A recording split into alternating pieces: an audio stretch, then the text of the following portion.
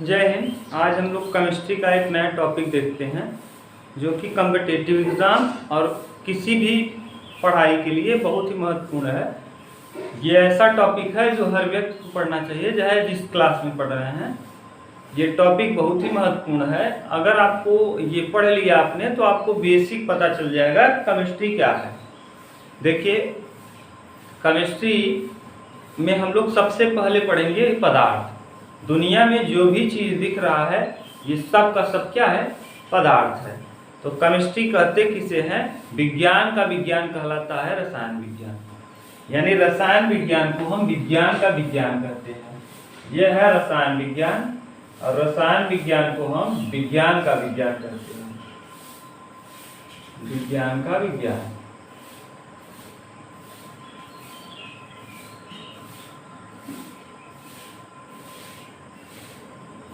विज्ञान का विज्ञान क्यों कहते हैं? क्योंकि जब भी आप अगर देखेंगे तो अगर पौधे प्रकाश संश्लेषण करके माने कार्बन डाइऑक्साइड गैस और जल लेकर के तब भी ये क्या बनाते हैं? ग्लूकोज बनाते हैं, जल और ऑक्सीजन गैस बाहर निकालते हैं। फिर भी देखिए वहाँ कार्बन, ऑक्सीजन और सबकी जरूरत पड़ी। यानी ये क्या है? बायोलॉजी। बायोलॉजी में भी केमिस्ट्री का उपयोग हुआ है। कोई भी दवा बनी उसमें भी किसका उपयोग किया गया है? रसायन का। दवा, डॉक्टर दवा देता है लेकिन वो दवा जो बना है वो किससे बना है? रसायन विज्ञान से बना है। तो इसलिए दवा में भी इसका उपयोग किया जाएगा। Proton, electron, neutron. अगर आप फिजिक्स में इलेक्ट्रिसिटी देखेंगे, विद्युत देखेंगे, तो वहाँ भी इसका रसायन विज्ञान का उपयोग किया गया है। इसीलिए कहा जाता है जो रसायन विज्ञान है विज्ञान का विज्ञान है। और रसायन विज्ञान के पिता या जनक का नाम है लेवाइसियर। माने इसके पिता या जनक, रसायन विज्ञान के जनक का नाम है लेवासियर।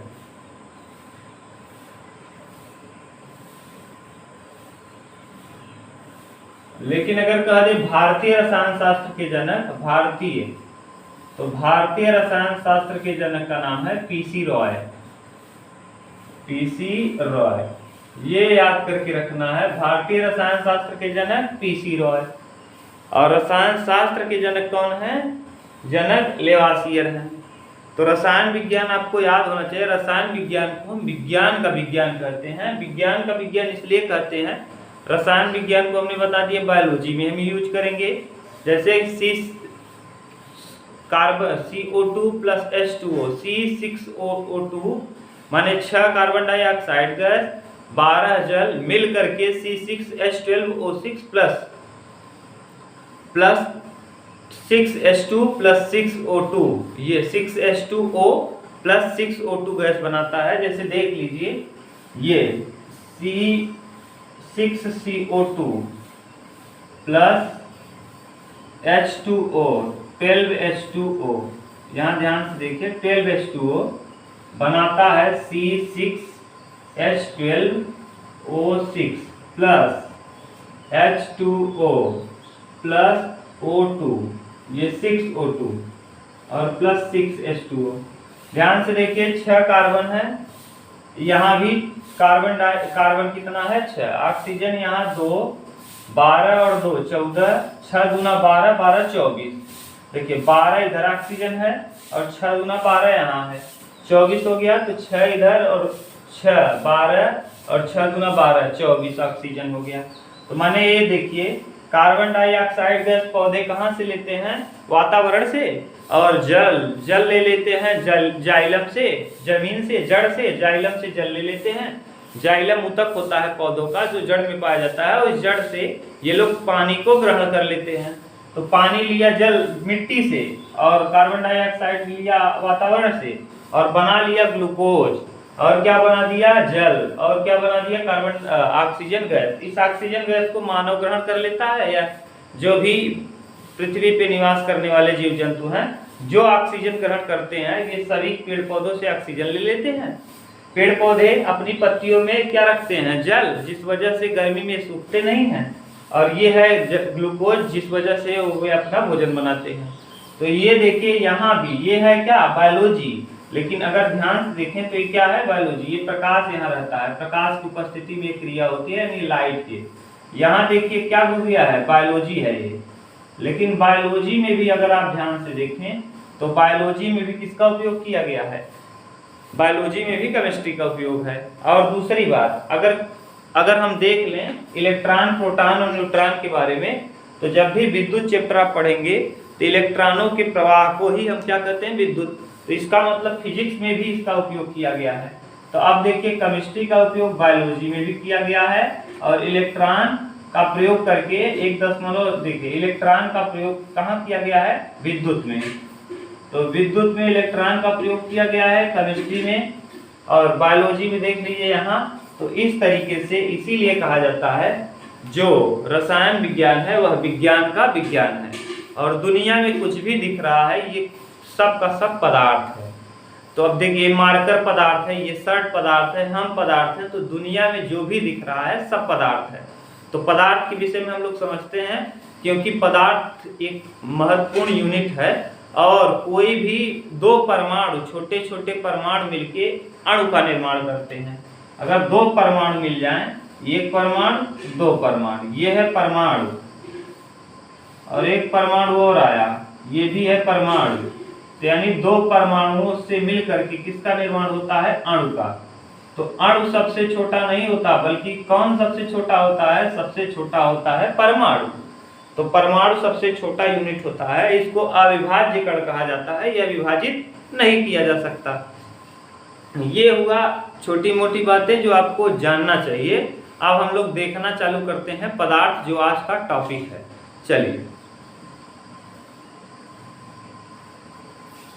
चलिए अब हम लोग देखते हैं पदार्थ किसे कहते हैं।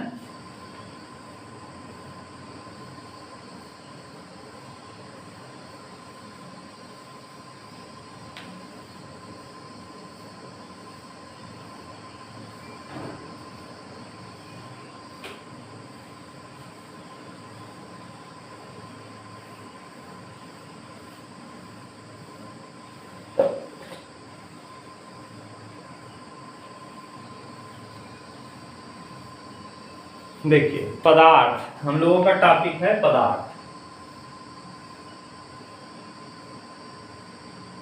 पदार्थ को हम लोग दो तरीके से बांटेंगे, एक भौतिक और एक रासायनिक। एक हो जाएगा भौतिक, भौतिक आधार, और दूसरा हो जाएगा रासायनिक आधार।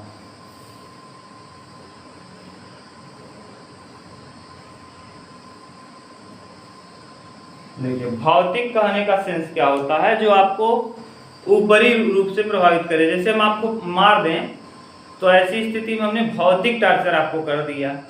लेकिन अगर मान लीजिए इंजेक्शन हमने लगा दिया आपको, तो ऐसी स्थिति में आपको डायरेक्ट नहीं मारा, अगर डंडे से हम आपको मारे तो ऐसी स्थिति में भौतिक है। लेकिन अगर इंजेक्शन लगा दिया जाए तो ऐसी स्थिति में रासायनिक है। एक और होता है मनोवैज्ञानिक, अगर हम आपको गाली दे दें या फिर कुछ कह दें जिससे आपको टेंशन रहे तो वो कहलाता है मनोवैज्ञानिक। तो भौतिक रासायनिक यही आपको पढ़ना है पदार्थ के विषय में। तो भौतिक क्या होता है, जो आपको ऊपर से दिख जाए, ऐसी स्थिति को हम लोग भौतिक कहते हैं, फिजिकल। और रासायनिक क्या है, जो केमिकली इफेक्ट डाल दे, वो कहलाता है रासायनिक। बिच्छू अगर काट ले या बिच्छू मार दे या सांप काट ले तो ऐसी स्थिति में वह रासायनिक क्रिया कर दिया। लेकिन अगर मान लीजिए आपको बैल ने मार दिया, कुछ कुत्ता ने काट लिया, ऊपर से आपको दिख गया, तो ऐसी स्थिति वो क्या है, भौतिक है। तो भौतिक और रासायनिक आपको समझ में आया होगा। भौतिक माने जो आपको दिख जाए, जो ऊपरी प्रभाव आपको डाल दे, भौतिक। लेकिन जो केमिकली होता है वो इंटरनल प्रभाव डालता है, तो इसी को हम कहते हैं रासायनिक। अब भौतिक भी 5 प्रकार का होता है। भौतिक कितने प्रकार का, 5 भौतिक अवस्थाएं 5 प्रकार की हो सकती हैं पदार्थ की। एक हो सकता है ठोस हो, एक हो सकता है द्रव हो, एक हो सकता है गैस हो, और अगला हो सकता है प्लाज्मा हो, और एक और हो सकता है जिसे BSC कहते हैं, बोस-आइंस्टीन कंडेंसेट। ये 5वां अवस्था अभी भी वैज्ञानिक इसका निरीक्षण कर रहे हैं, परीक्षण कर रहे हैं। तो ये 5वां अवस्था छोड़िए, पहले हम लोग ठोस समझते हैं। ठोस किसे कहते हैं, जिसका आकार और आयतन दोनों निश्चित हो, उसे हम क्या कहते हैं, ठोस कहते हैं। ये आकृति भी इसकी निश्चित रहती है, बदलता नहीं। जिस आकृति का है वही आकृति है। जैसे मार्कर है, इस मार्कर की आकृति ठोस की है, ये न तो आकृति बदलेगा न आकार बदलेगा, और इसका आयतन यानी जितना है वजन उतना ही रहेगा। इसमें जितना आ सकता है कोई सामान उतना ही आएगा। आप इसको पृथ्वी पे रखिए, चंद्रमा पे ले जाइए, ले जाए जहां ले जाइए, इसके आकृति आकार और इसके आयतन में कोई बदलाव नहीं होगा, यानी जितना इसमें जो कुछ भी आता रहेगा वो आएगा ही। तो ये कहलाता है ठोस। और ठोस एक ही स्थान पे, जितने स्थान पे रहेगा केवल उतने ही स्थान को कवर करेगा। दूसरा, द्रव किसे कहते हैं? जिसका आयतन निश्चित हो लेकिन आकार निश्चित न हो। जैसे अगर हम इस मार्कर में पानी भरें तो जितना पानी इस मार्कर में है, अगर हम उस पानी को किसी दूसरे बर्तन में गिरा दें तो, या फिर मान लीजिए बोतल में पानी है तो बोतल के पानी को अगर बाल्टी में गिरा देंगे तो वह पानी किसका रूप धारण कर लेगा? बाल्टी का रूप धारण कर लेगा। अगर ग्लास में गिरा देंगे तो ग्लास का रूप धारण कर लेगा। तो द्रव किसे कहते हैं? जिसका आयतन तो निश्चित है। अगर 1 लीटर आपने तेल लिया तो चाहे जिस पेट्रोल टंकी पे लीजिए 1 लीटर रहेगा, लेकिन अगर आपने बोतल में लिया है तो दूसरे आकार का रहेगा, आप डिब्बे में लेंगे तो दूसरे आकार का रहेगा। तो ये होता है आकार ना। तो इसका ठोस का दोनों निश्चित होता है, द्रव का केवल आयतन निश्चित होता है, आकार निश्चित नहीं होता। गैस का कुछ भी निश्चित नहीं होता, न आयतन होता है न आकार। आयतन निश्चित होता है, कितना किलो है उतना ही रहेगा, लेकिन आकार और आकृति निश्चित नहीं होता। आकृति क्या है? आकार क्या है? आप जिस गैस के बॉटल को आप चाहे जितना रख दीजिए, ये गैस की बोतल में रखेंगे, पतले वाले में जिससे कार्बन डाइऑक्साइड जो बैंकों में बुझाने के लिए लाइट रखी जाता है, वो पतला वाले में रखेंगे गैस तो उसका रूप धारण कर लेगा। गैस में एक चीज और है, ये अगर 3 लीटर का, अगर आपके पास 15 लीटर का डब्बा है और ये केवल 3 लीटर है तो पूरा 15 लीटर में फैला रहेगा ये गैस। लेकिन द्रव अगर 15 लीटर का डिब्बा है, 3 लीटर द्रव है तो केवल 3 लीटर ही जगह आपका कंजस्टेड करेगा, माने जगह 3 ही लीटर के स्थान को रखेगा घेर के। जबकि गैस अगर 3 लीटर है और 15 लीटर का डिब्बा है तो पूरे 15 लीटर में कवर करे रहेगा। प्लाज्मा अवस्था क्या है? प्लाज्मा अवस्था कुछ नहीं, ये अवस्था आपको देखने को नहीं मिल जाएगा। कभी कभी बूढ़े लोग जब खिखार के थूक दें तो वहां देखने को प्लाज्मा अवस्था मिलता है। जैसे वे अगर पानी उस पर डालेंगे तो एक बार ऐसे घसकेगा फिर वहीं स्थान पे आ जाएगा। तो ऐसे कुछ टाइम थूका रहे नल पे, तो अगर आप कभी जाके देखिए तो अगर उस पर पानी पड़ा तो पानी पड़ने के बाद एक बार इधर घसकेगा फिर वहीं स्थान पे आ जाएगा। तो ऐसी ही अवस्था को हम क्या कहते हैं? प्लाज्मा। बोस-आइंस्टीन कंडेंसेट का कोई अभी माने परीक्षण ही चल रहा है वैज्ञानिकों का। तो ठोस क्या होता है? जिसका आकार आयतन दोनों निश्चित होता है। द्रव जिसका आयतन तो निश्चित हो लेकिन आकार निश्चित न हो। गैस जिसका आयतन निश्चित हो, आकार और आकृति निश्चित न हो। और दूसरी बात, यह 3 लीटर का रहेगा, अगर 15 लीटर के बॉक्स में रखेंगे तो पूरा 15 लीटर को घेर के रखेगा। ठोस के अणुओं के मध्य दूरी बहुत कम होती है, द्रव के अणुओं के मध्य दूरी होती है लेकिन उतना दूरी नहीं होती जितना ठोस सटा होता उतना नहीं। और गैस के अणुओं की मध्य दूरी बहुत अधिक होती है। ठीक, ये तो हो गया भौतिक अवस्था किसके? पदार्थ के। अब पदार्थ की रासायनिक अवस्थाएं भी हो सकती हैं, और रासायनिक कितनी हो जाएंगे? 3। या तो कोई पदार्थ रासायनिक रूप से तत्व होगा, या तो यौगिक होगा,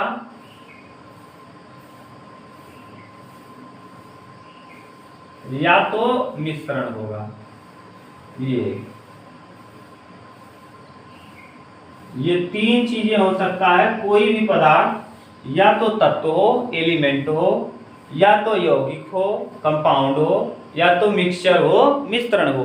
तो रासायनिक अवस्था से हम लोग पदार्थ को 3 भाग में बांट के पढ़ेंगे। पहला या तो तत्व हो सकता है, दूसरा यौगिक हो सकता है, तीसरा मिश्रण। तत्व पीरियाडिक टेबल में कुल 118 तत्वों की मान्यता है। कितने तत्वों की? 118। यहाँ लिख दे रहे हैं 118 तत्व, जिनमें से अभी और खोजे जाने की संभावना है। जिनमें से 92 तत्व ऐसे हैं जो प्राकृतिक हैं, और शेष तत्व क्या है? कृत्रिम है। कृत्रिम कहने का सेंस है जिसको मानव ने बनाया उसे कृत्रिम कहा जाता है। प्राकृतिक किसे कहते हैं? जो प्रकृति में उपलब्ध था उसे हम प्राकृतिक कहते हैं। तो तत्व किसे कहते हैं? जो पीरियाडिक टेबल में है। और तत्वों को हम लोग 3 कैटेगरी में बांटेंगे। एक का नाम रहेगा क्या? ये 3 कैटेगरी में बटेगा भैया। एक का नाम हो जाएगा धातु, एक का नाम हो जाएगा अधातु और एक का नाम हो जाएगा उपधातु। उपधातु, धातु, अधातु और क्या उपधातु। धातु किसे कहते हैं? जो जिसमें चमक पाई जाए, जिसमें चमक पाई जाए, जो विद्युत का सुचालक हो, जो पीटने पे फैल जाए ना, जो पीटने पे क्या हो, फैल जाए, विद्युत का सुचालक हो, पीटने पे फैल। हम लोग एक चैप्टर ही पढ़ेंगे धातु अधातु, लेकिन अभी समझ लीजिए जो पीटने पे फैल जाए, जिसमें चमक पाई जाए। पारा एक ऐसी धातु है जो द्रव अवस्था में पाई जाती है, बाकी सभी धातुएं ठोस अवस्था में पाई जाती हैं और यह विद्युत का सुचालक होता है। ये जितने भी धातु हैं, जैसे एल्यूमिनियम हो गया, पृथ्वी पे सबसे ज्यादा पाए जाने वाली धातु एल्यूमिनियम है। सोना है, चांदी है, कॉपर है, ये सब क्या है? धातु हैं। इनमें विद्युत का सुचालन होगा। अगला अधातु। अधातु किसे कहते हैं? जो विद्युत का सुचालक न हो, जो पीटने पे टूट जाए, उसे हम क्या कहते हैं? अधातु कहते हैं। ये भी तत्व के अंतर्गत आएगा। अगर आपको कह दिया धातु क्या है, कुछ नहीं समझ में आ रहा है, कह दीजिए पदार्थ है।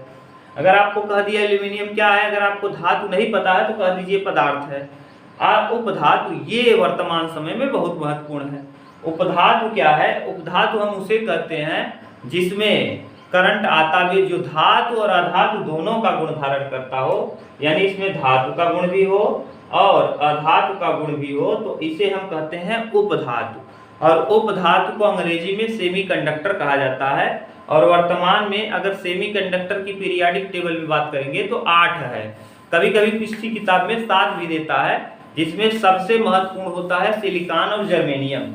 ये दो उपधातु ऐसे हैं जिनका उपयोग बहुत किया जाता है, एक है सिलिकॉन और एक है जर्मेनियम। ये दोनों उपधातु ऐसे हैं जिनका उपयोग बहुत ज्यादा किया जाता है।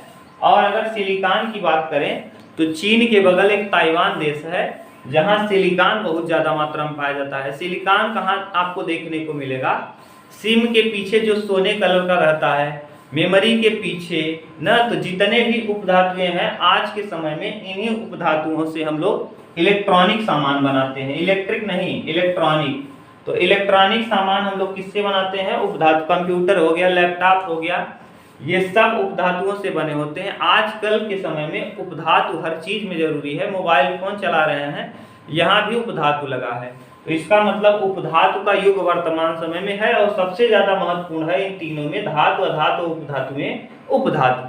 तो पीरियोडिक टेबल में 118 तत्वों में 8 आपको मिल जाएंगे क्या? उपधातु। 8 उपधातु मिल जाएंगे। अधातु और धातु माने धातुओं की संख्या सबसे ज्यादा है।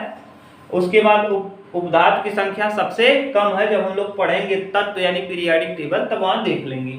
ये तो हुआ रासायनिक आधार तत्व का, यानी एलिमेंट का। अंग्रेजी में इसको हम कहेंगे एलिमेंट यानी तत्व, एलिमेंट। अब एलिमेंट यानी इसका कुछ न कुछ क्या होगा? सूत्र होगा। जैसे आपको एल्यूमिनियम लिखना है तो Al हो जाएगा, कॉपर लिखना है तो Cu हो जाएगा ना। जैसे आपको गोल्ड लिखना है तो Ag हो जाएगा, सिल्वर लिखना है तो Ag हो जाएगा, गोल्ड लिखना है तो Au हो जाएगा। तो ये सब आपको ऑक्सीजन लिखना है तो O2।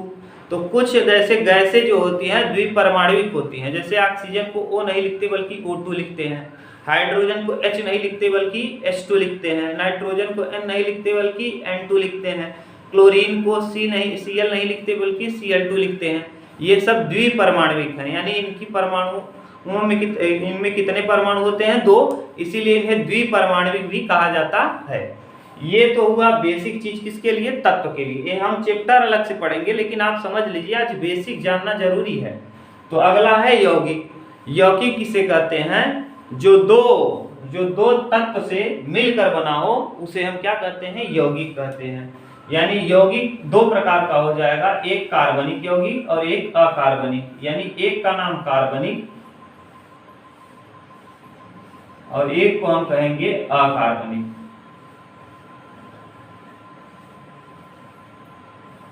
कार्बनिक और अकार्बनिक। कार्बनिक को ऑर्गेनिक कहते हैं अंग्रेजी में और अकार्बनिक को इनऑर्गेनिक कहते हैं। कार्बनिक यौगिक दो प्रकार का, एक कार्बनिक यौगिक, एक अकार्बनिक यौगिक। कक्षा 11 में आप जाएंगे तो अकार्बनिक और कार्बनिक एक एक पूरा चैप्टर पढ़ना है, लेकिन यहाँ समझ लीजिए कार्बनिक यौगिक उसे कहते हैं जिनमें कार्बन पाया जाए, और अकार्बनिक यौगिक उसे कहते हैं जिनमें कार्बन न पाया जाए। अभी के लिए केवल इतना ही, लेकिन ऐसा भी होता है कभी कभी कार्बन दिखता है लेकिन वो कार्बन होता नहीं, जैसे Ca दिख जाए, CaCO3, तो आप ऐसी स्थिति में उसको Ca तो है लेकिन Ca कैल्शियम है, कार्बन नहीं है। तो कार्बनिक यौगिक को आपको समझने के लिए कार्बन चैप्टर पढ़ना पड़ेगा, तब आपको क्लियर हो जाएगा। लेकिन अभी आप इतना जानते रहिए, अभी के लिए छोटा परिभाषा कि जिनमें कार्बन पाया जाए उन्हें हम कार्बनिक कहते हैं, जो कार्बन न पाया जाए उन्हें हम अकार्बनिक कहते हैं। और एक कार्बनिक और अकार्बनिक इन दोनों का 100% सूत्र होता है, माने ये जो होते हैं ये दो धातु, दो अधातु या दो उपधातुओं से मिलकर बनते हैं, इन्हें हम यौगिक कहते हैं। इनका सूत्र होता है, यानी यौगिक का सूत्र होता है। यौगिक में सबसे बड़ी बात होती है कि इसका सूत्र होता है। जैसे आपने लिखा NaCl, सोडियम क्लोराइड, तो ये नमक है, और देखिए इसका सूत्र है नमक, नमक इसका सूत्र है। Na एक सोडियम धातु है, क्लोरीन एक गैस है, तो NaCl दोनों मिल करके क्या बना दिया, नमक। इसी देखिए, क्योंकि ये देखिए दोनों का सूत्र संभव है और यह अलग अलग धातु है, एक धातु है एक धातु है, दोनों मिल करके, क्लोरीन क्या है, गैस है, और सोडियम एक धातु है जो जलने लगता है। द्रव में डालने पर यह जलने लगता है, यानी पानी में जब डालेंगे तो यह जलने लगेगा। सोडियम धातु को मिट्टी के तेल यानी केरोसिन में रखा जाता है, तो ये नमक हो गया। नमक के बाद अब हम लोग देखेंगे, जैसे मान लीजिए फिटकिरी है, तो फिटकिरी का K2SO4 Al2 SO4 का थ्राइज, Al2SO4 का थ्राइज, और 24H2O, ये है फिटकिरी का सूत्र। ये भी एक क्या है, यौगिक है, तो ये भी यौगिक है। तो इसमें देखिए कहीं भी कार्बन नहीं दिख रहा है, इसलिए अकार्बनिक यौगिक है, और इसमें कार्बन नहीं दिख रहा है, अकार्बनिक यौगिक है। जैसे यहाँ आ गया C6H12O6, यानी ग्लूकोज यानी चीनी ये है। अगर हम इसको चीनी 60 में कहें तो ये चीनी है, तो इसमें देखिए कार्बन पाया जा रहा है, तो ये कार्बनिक है। तो कार्बनिक और अकार्बनिक यौगिक दो प्रकार का हो सकता है, एक कार्बनिक और एक अकार्बनिक। दूसरा मिश्रण। अब मिश्रण भी हम कहते हैं किसे है, मिश्रण दो प्रकार का हो सकता है, एक समांगी और एक विषमांगी, यानी एक का नाम समांगी मिश्रण और एक का नाम विषमांगी, समांगी और विषमांगी, विषमांगी,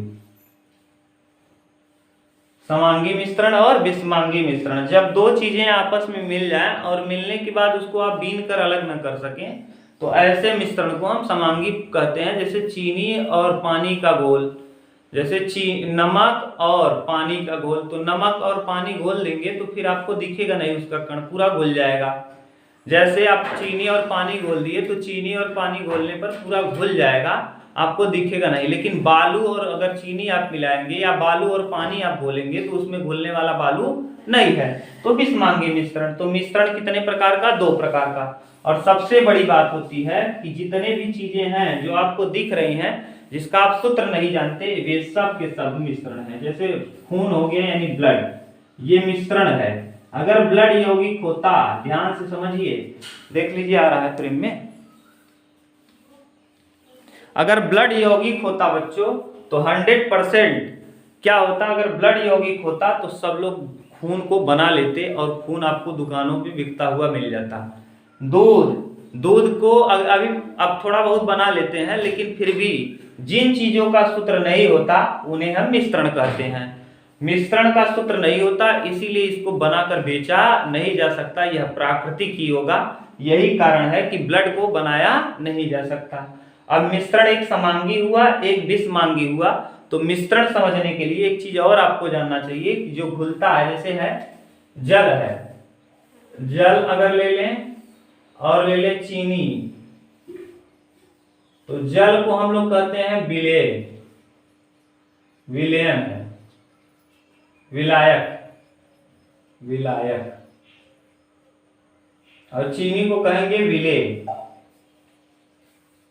और इसके दोनों के मिलाने से जो बनेगा, जो मिश्रण बनेगा इन दोनों के मिलने से, इसके मिश्रण को हम लोग कहेंगे मिश्रण को, इसके मिश्रण को मिलाने पर मिश्रण जो बना, यानी क्या बना, मिश्रण बन जाएगा चीनी और पानी का, चीनी प्लस पानी।